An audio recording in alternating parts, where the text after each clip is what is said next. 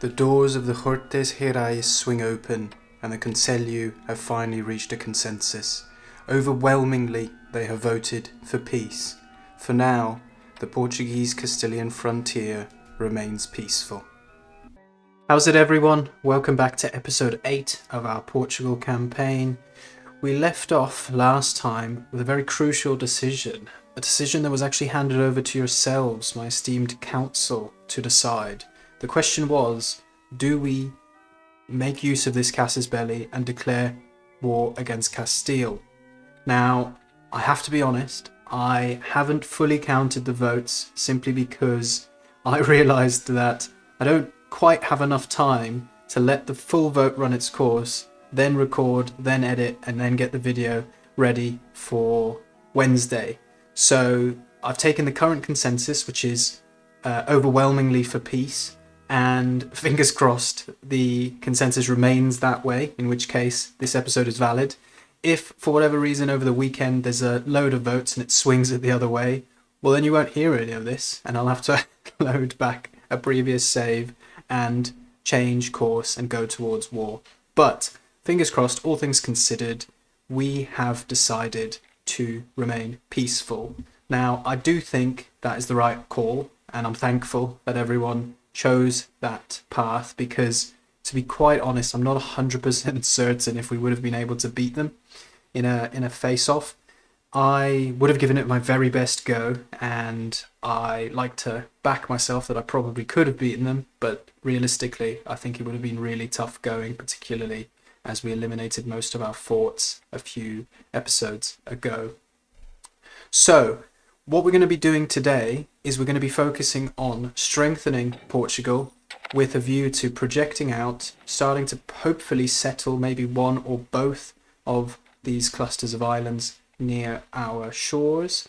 I am still going to start taking action to try and disrupt the Castilians, because even though we've picked peace, that doesn't mean that I am peaceful with them. I'm still going to be covertly trying to disrupt their strategy and trying to get under their skin a little bit. And the first thing that I'm going to do is actually make use of some of the spy network that we've built up. So I mentioned it beforehand, but what I'm going to do is I'm going to steal some maps. Now, we're already exploring the Azores, so there's no point stealing the maps here because that will just be a waste of all the money we've spent. The only other reasonable one I think that we can do is the Northwest Africa coastline. These two here are land provinces, but in order to do that, we need the African coastline. So we will steal the Northwest African coastline. The reason for picking this over anything else is because that actively supports what we're trying to do. Now, I am going to do something else when we've got a spare diplomat, and that's going to be sabotaging the reputation between them and Aragon, because I am subtly trying to cause issues for Castile, and I am going to try and break down this relationship because we are still allied with Aragon, I believe. We are still allied with Aragon, and my thought process is, if push comes to shove and we do end up going to war, if we're able to open up a war on two fronts, well, that will be really good for us. Likewise, I'm also going to try and improve relations with the French and hopefully get the French on side. We do, of course, have the mighty English Navy to support us too. So, relatively long intro there, but I feel like there was a lot to talk about, a lot to get off my chest. So there are going to be a few things now that we're looking at. I'm not quite sure what they are yet, so I'll probably cut to it in just a second. So yeah, let's get into it.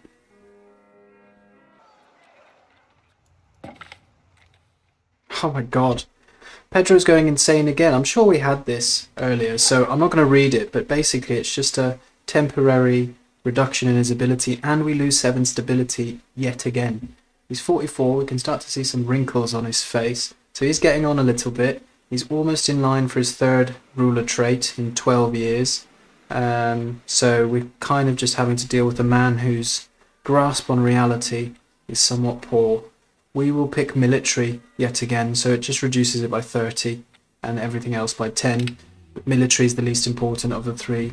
I also note that the 2 kids can be educated. Now, Joao is an idiot, so there's literally no point trying to educate him, but Afonso is intelligent and benefits from administrative focus, so we will stick him on administrative. So it looks like Beatrice has increased control as much as she can in Beira Litoral. We'll flip her over to some other province. Now if we look at the best place to do it, I think Ribatejo, or maybe even the province capital. We'll do Extremadura. And then what I wanted to do, as well as that, was build the salt. Now why the salt, you might ask? If I open the RGO builder and I look at mass expand RGOs, see the salt is quite substantially the best RGO to improve at this time in Alcácer do Sal. So we're going to do that. And we've also researched Church Attendance Day. So we'll build it here in Alcácer. Alright, so we have another advance to research. I've spent ages looking through the different options. There's nothing glaringly obvious as what to pick. I've actually decided to go for army morale, just in case the Castilians do try and attack us. I think that might give us a little bit of an extra oomph in the battlefield. I don't know if it will make a difference, but let's pick it. Just make our army a little bit more resilient in the battlefield. Over the past centuries, land armies have become more professional and well organised. Better systems are in place to support the mix of levies and professional soldiers that now dominate the battlefields, and the infantry is slowly but steadily gaining power, poised to overtake that of the cavalry arm. And Blanca, who is our niece, has reached the age of 16. She's got a trait, I thought. No. Anyways, welcome to the family. And the Azores are discovered. So you might think, having explored the Azores Sea, we now know what is going on in the Azores, but we actually have to chart the land. So if we go back to the exploration map mode, you can actually see it's greyed out. And if you hover over it, it says you need to explore it. But we would need to send some more troops to actually go settle on the land and see what's going on, get the lay of the land. So that's probably going to be the next step that we'll build towards. We've got another parliament. We'll always do it in Lisbon for now, just because it pushes centralisation and increases crown power. That's pretty much the entire reason for that. Now, in terms of what option we have, I'll have to have a quick look and comment in a second. To be honest, none of them are overly great. I think I might do the cathedral. It doesn't massively help our agenda, but it is a discounted cost of a cathedral building, and the cathedral overall isn't too bad in terms of what bonuses it gives us. So I think that's okay. And I don't really care if it fails, which I suppose is important, but I don't want to lose the stability. So we'll go for the cathedral. And as you can see there, we've already got pretty much all the support we need, which is great. And in the meantime, we'll continue building in Lisbon, continue trying to grow the economy. I note we don't have a library there, so we'll definitely want to do a library. It's not just the institution spread that's beneficial, it's also literacy and things like that, so there are other reasons for wanting to do that. Excellent Minister. It is clear to us that Fernando de Borgoña, aka Fernando 2.0, has proven to be an excellent appointment to our cabinet, doing valuable work for our kingdom. Of course, look at his stats. We are lucky to have such a fine minister in our employ. That is absolutely true. So we could give him Excellent Minister, which gives him 5% efficiency. That's not bad. Or we could reap the benefits and gain 10 prestige. I think we'll take the encourage the efforts. Extra efficiency. Okay, I'm also going to build up the iron deposit or iron RGO in Odamira, just because I think it's the only source of iron we have in the whole country. That's a lie. There's another one up here, and there's a third one up there. And in fact, the control's actually better here. So I'm going to build it up, in fact, in Feira, because the price of iron is relatively expensive, and I would like to build up our iron deposits because it just means we can make more tools. If we can keep the cost of tools down, then that's better for basically every production chain. that we have. Now we also have a diplomat that's accrued, so we are going to do that second action that I mentioned and sabotage Aragon's reputation with Castile. Now that doesn't necessarily mean that they will break up the alliance, it just makes Aragon view them less favourably, and over time I'm hoping that it might influence their decisions and start to cause a rift between them, but it's by no means a guarantee.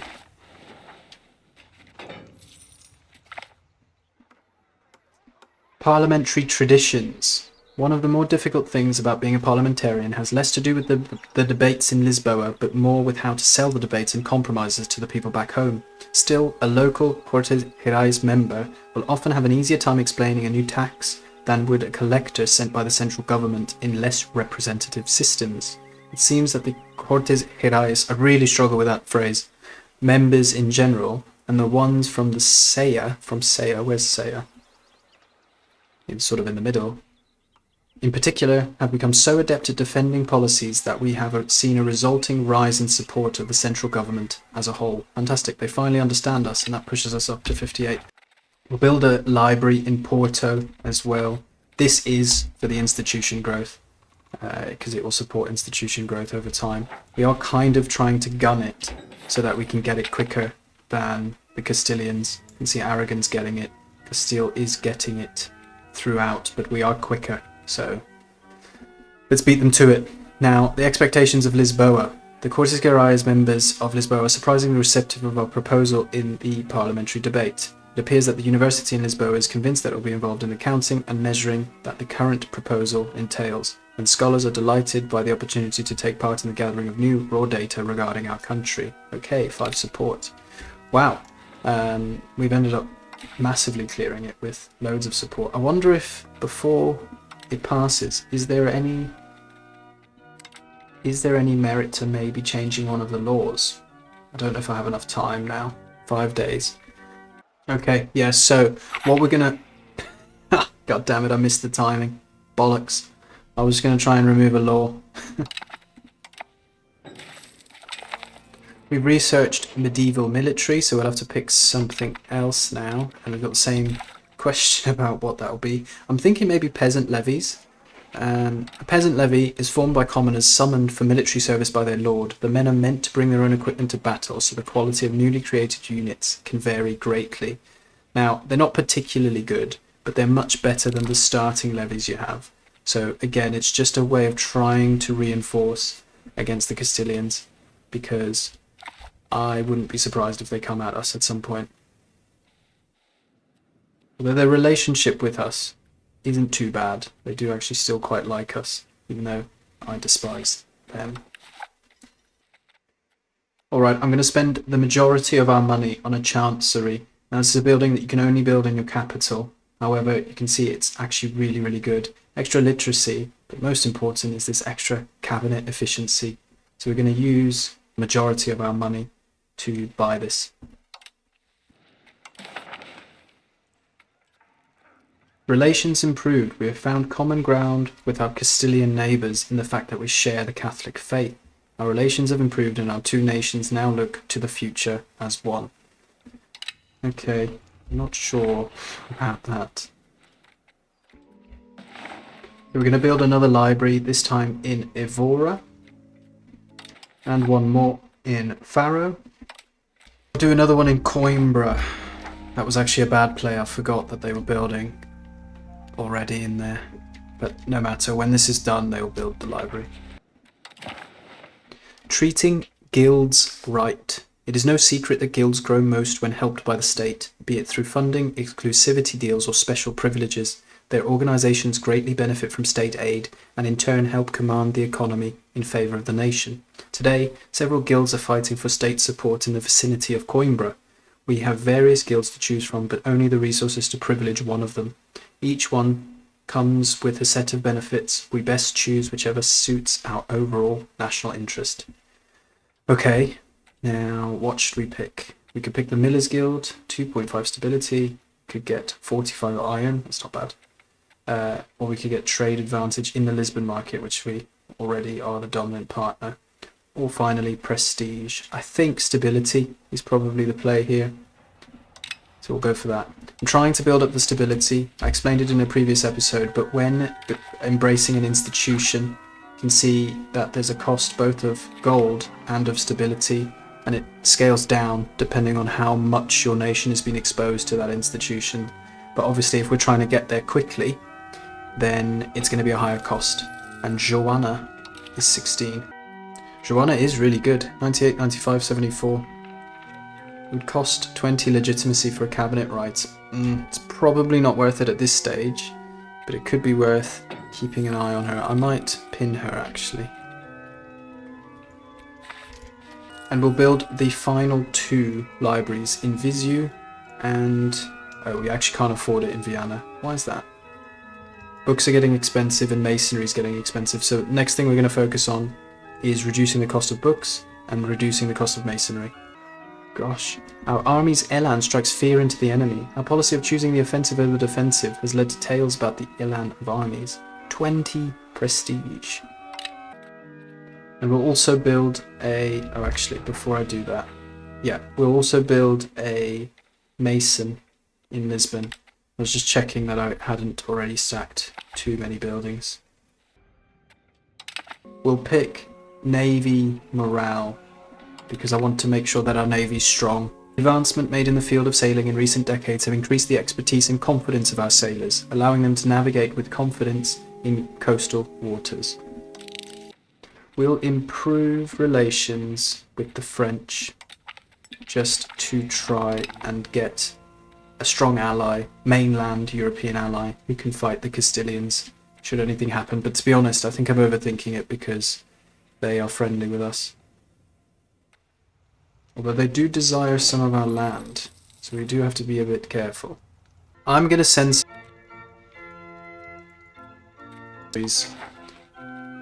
we'll pick the place with the least distance, so Odamira, down south here. And we can send Philippe again. He's got experience of going there, although we'll accept that he's been there before.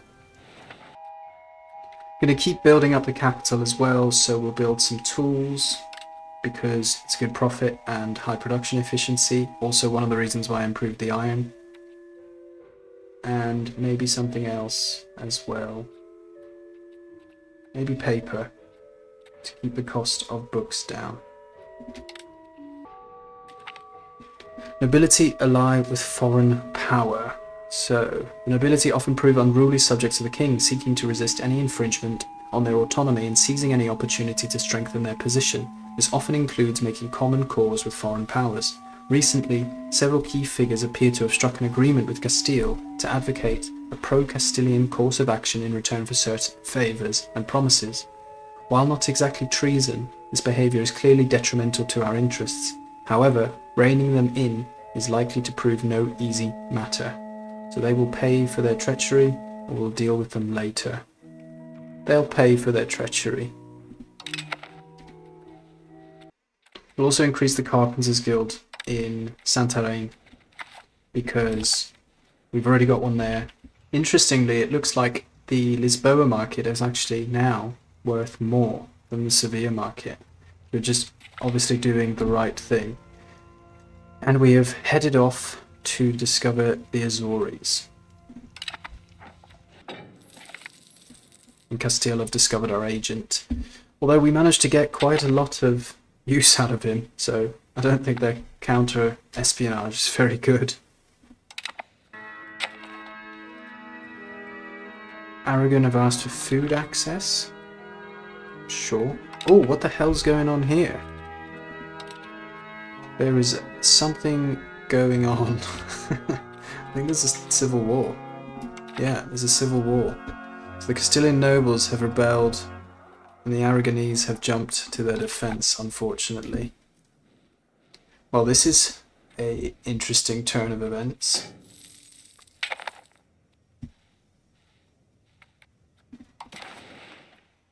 I'm gonna ask for money off the Castilians because I'm hoping that might cause them more issues in this war. They've given us the money, plus obviously money's good, but that might mean that they have less money overall to fight this war. I don't know easily how I see this. But yeah, look, their tax base is in the toilet.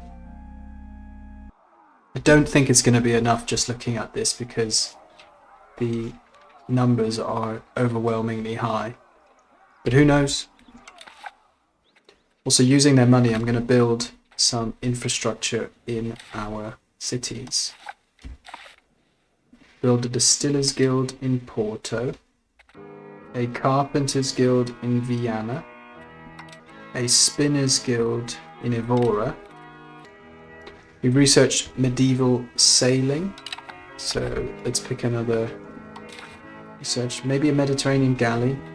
We'll pick Mediterranean galley because we are looking to get some ships that have good maritime presence to help improve, obviously, the maritime presence along the coast, because that will improve the control along the coast. So, with roots back to the ancient ships of antiquity, the galley remained the prime choice for Mediterranean naval warfare until the 16th century. The galley was primarily propelled by oars, usually about 25 pairs, manned by up to 3 men each. This meant that they were less dependent on wind gauges compared to sailing ships, and their maneuverability made them a feared adversary. Eventually, the galley went out of regular use with the introduction of more advanced, ocean-going men of war, but remained useful in shallow waters until the 18th century. Torres Vedras here, right next to Lisbon, is actually not connected, which is silly, so we'll connect that. Maybe also Mora as well.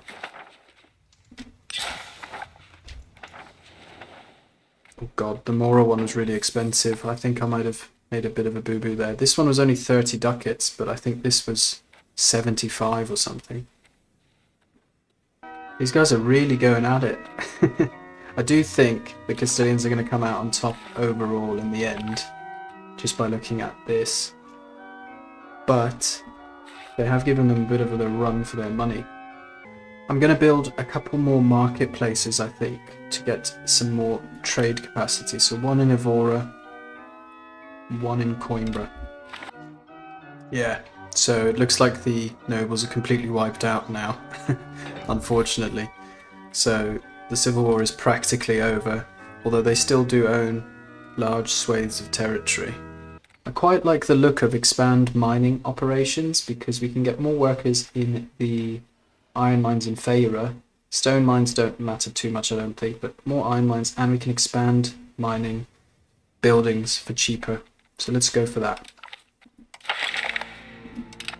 So the support is quite high at the moment. We'll have a look at what we need to get it over the line, but first things first, let's use the current benefit to expand a couple of the mining operations. So we'll expand one in Odemira, 22 ducats. We may as well expand one stone in Torres Vedras.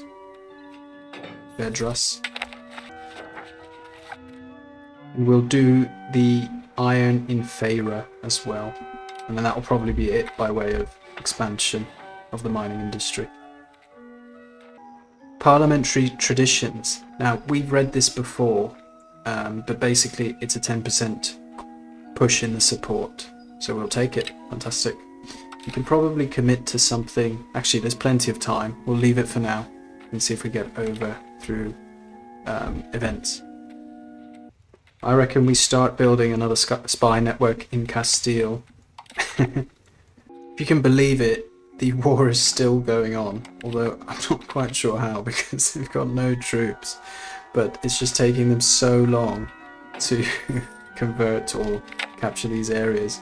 And we've got the same parliamentary traditions event again and another 10 support, so again proving my point that you don't always need to commit to getting 50% before the end of the duration. You can sometimes just get it randomly. And they've agreed, so we can get 1,000 more labourers in Torres Vedras and 1,000 more labourers in Feira. Does that happen automatically or does it increase the number? Increases the number. Cool. And we've researched the Mediterranean galley, so we need to pick something else now. Renaissance city planning, I think, is the next one to go for, just because it's a passive benefit that will help us over the long term. I did look at all of our cities, and then underneath what RGOs we're working with, none of them are that good, if I'm honest. So it's not a huge research, but we'll pick it anyway. Accounting for dedicated areas for resource exploitation during the planning phase will allow our urban centres to produce more goods than before. So we've had another event as a result of the schism situation. It's the same as before, but it's effectively two locations are contesting each other, and it's this one here, Chao de Cous and Tomar. Now, looking at the control, Chao is quite poor, so is Tomar, but it's a bit closer to our capital, so I think we'll go for Tomar in this case. Support the people of Tomar. Our people are overall quite happy as well, except for this one province here, Mirando. You can see, I mean, if you look at Castile, the capital is grossly unhappy. But yeah, I think we're doing well overall. Okay, we are going to flip Beatrice over to pushing towards innovative, because I've just noticed that if we look at the institution, the cost has got the collapse because of the paper price, but there's actually quite a high stability cost because we are still quite heavily towards traditionalist. So we need to push this down and then hopefully get the innovative discount, or at least partial reduction in the cost, and then I think we can start looking at embracing these institutions. It's going to take a couple of months, but we are significantly more advanced than Castile, which is kind of our main competitor right now, so happy with the way things are going. I've noticed the Tailors Guild production efficiency's dropped again, so we're just going to keep building die makers in order to keep this local supply of dyes above 100%, and then we can continue to build up Tailors Guilds as well. Narbonne praises our conviction. So a strong supporter of Langres is in the ongoing struggle for leadership of the Catholic Church. Narbonne praised our people. They laud the resilience of Portugal and the strong faith we display in such unstable times. While their sweet words were an obvious ploy to secure support, it could still prove beneficial for us no matter if we openly displace our support for Langres or use this praise for our own agenda within the Catholic Church. Okay, yeah, so we'll just take the opinion bonus for France. I looked at a few different options, including trying to spend some legitimacy so that we could get this for free, but there isn't really anything we want to use, and religious influence kind of feels pointless, so we will take the opinion bonus. Just looking at the French here, I can see that they've also actually declared Castile as enemies, which is obviously great for our agenda. On the slightly negative side, they've also declared for England, so we're kind of inserting ourselves in the middle between this, but what I'm going to do is profess trust with them, because we're not too far away, we're 25 negative away, and trust is a good way to bump this up, and hopefully that will get us closer to the goal. So let's have a look now. We're only 15 now, so we could do it 2 more times, possibly. It might be that we have to increase our strength a little bit to bring this strength differential down. Uh-oh, sickness of the king. King Pedro has fallen ill and cannot handle all aspects of ruling Portugal. How shall we handle this? We don't want to give the nobility any power. We'll probably just give more power to the burghers, I think. We will increase the lumber RGO in Torres Novas. We're going to slowly just try and get all of the lumber, but particularly the ones close to the capital, which is this one, and Leira's lumber. I'm going to try and get that up as much as possible, because you can see the price is climbing simply because lumber is used in a lot of industry. We're almost at the point that I feel comfortable embracing some institutions. I don't want to spend all of the stability and push us into the negative. You can see we could actually theoretically embrace each of them if we wanted to. Now, the bonus that we will get by pushing further and further towards innovative can't really be understated because of the reduction to the cost of embracing an institution. So it's effectively a 100-point swing from plus 50%. Oh, it's actually plus 200%. but at the point we did it, it was plus 50% to minus 50%. So we won't get all the way across here, but even if we can just get it to net zero, that will be helpful.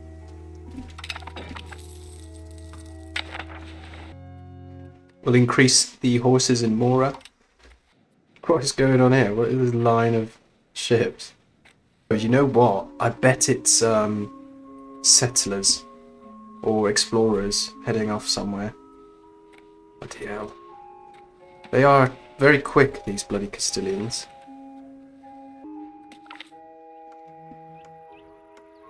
Agrarian communities. In these times of rapid change, our traditional ways have led to a revival of the agrarian community. While perhaps not as productive as bustling urban centres, they provide a level of sustainability and societal cohesion that cannot otherwise be gained without a great deal of time and effort.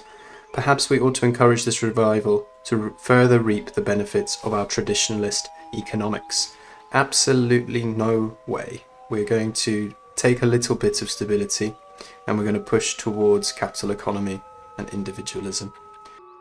I think we are in a position to purchase our first institution. We will obviously just go for professional armies because the other two are still spreading, but we can do it without pushing us into a negative, and we have enough gold and stability to do so. Embrace professional armies. Formal city rights seems decent, increasing or decreasing rather the cost of founding cities and towns. That seems to be quite a good play. So by establishing that only our ruler can grant city rights, we centralize control over urban development and give our administration a clear overview of the state of our country. We'll keep upgrading the die makers. We'll actually get 2 levels. And I think we'll also build a temple in Santarém because it gives 5% max control, so that would be quite useful for us as well.